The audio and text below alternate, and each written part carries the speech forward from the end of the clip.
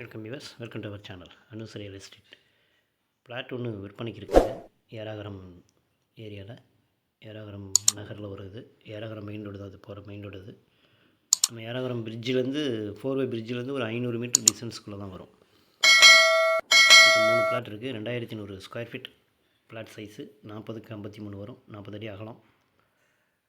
1400 சொல்கிறாங்க square feet. Rate negotiate பண்ணி பேசிக்கலாங்க.